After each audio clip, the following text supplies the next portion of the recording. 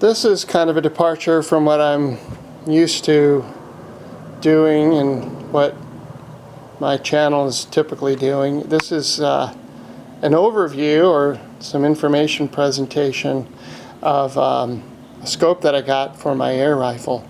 This is, I think I would pronounce this as GSKYER. You could call it GSKYER, I don't know. But I got a Gammo Whisper Fusion Pro 1420 feet per second air rifle, and it had a stock scope on it, and I just wanted to upgrade it a little bit, not spend a lot of money. I got the rifle secondhand and didn't pay a lot for it, so just kind of toying with getting a little bit better scope just for, you know, goofing around purposes. And if you know anything about the Gammos, then you'll see how this optics is different. The Gammo came with, I believe, a 4.9 by 40, and this is a 4.16 by 40 with the extra optics on it. There's not a lot of information on the internet about these, and so I just wanted to present some information here. This is an inexpensive scope. I got it on eBay, and I think it was less than $30 shipped. So I'm not a rifle expert, not a scope expert, and so all I can say is that this is a great scope for the money. I've never abused it. I don't know what kind of abuse it would take, but the optics on it are just as clear as can be. And just want to give you an overview of some of the features. It comes really well packed, and it does come with a shade and a couple of lens caps.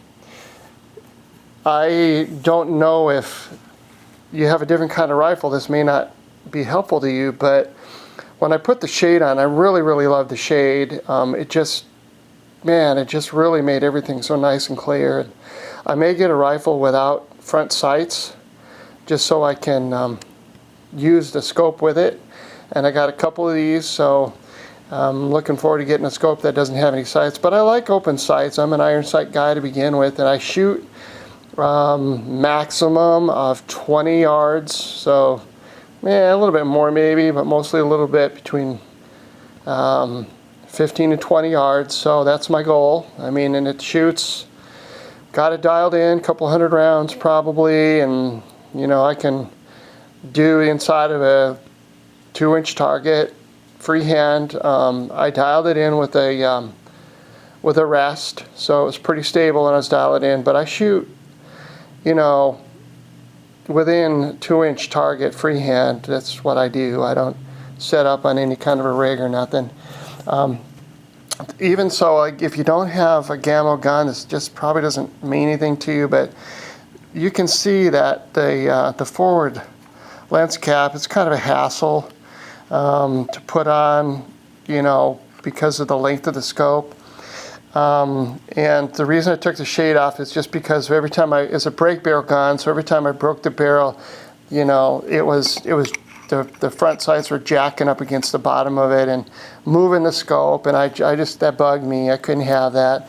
I don't think that the scope ever really moved or had any issues because of that, but I did set the scope properly with the you know, those pins going into the rails bases for both of these, and after I got it dialed in, I did use some thread locker, you know, on all of the screws. So anyway, the adjustments on the optics, they kind of are a little tight, a little grindy, like maybe it's not the best materials or workmanship. They do move, it's just a little tight.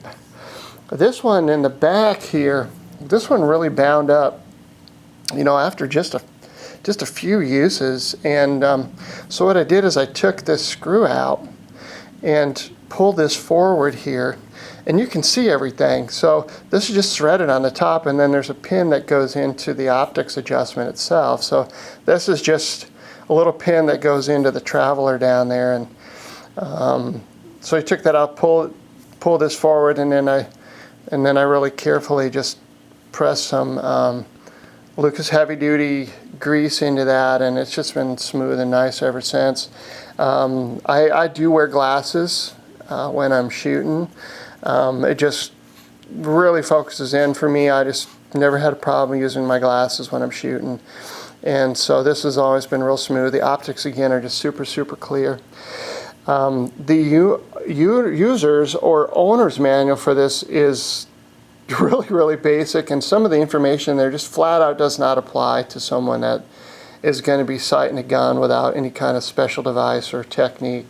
Someone that's just sitting there and then just tracking their shots and then moving these adjustments. The owner's manual for this is just, there's going to be some real basic information. When I first bought this, I kind of thought this might have been a parallax adjustment, but I do not think it is at all. I don't notice any variance in the way the scope sets and sights by manipulating this. This is just for the lighted reticle. That's your battery compartment right here, just threads in.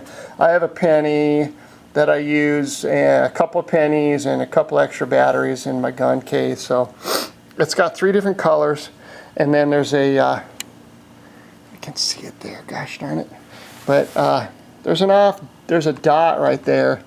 It's kind of hard to see, but there's a dot, and what you do with that, there we go, is that you just set the color letter to that dot, and then it goes off, so you're not eating up batteries.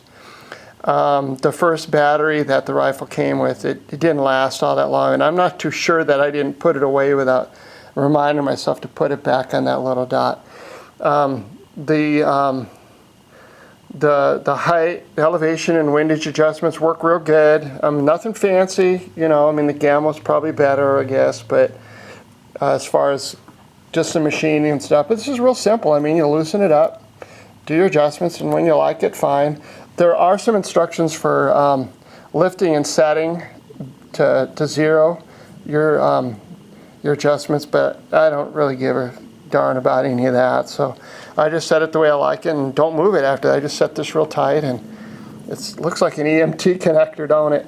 Nothing real special there, but it works. Everything works good. I mean, this scope will do exactly what it's supposed to do, and again, I just didn't see a lot of information about it, and when I got the scope, I just felt like, well, somebody that was maybe a little afraid that something might just fall apart in their hands after spending 30 bucks, I wouldn't have that concern personally. So anyway, I hope you all find this helpful, and have fun.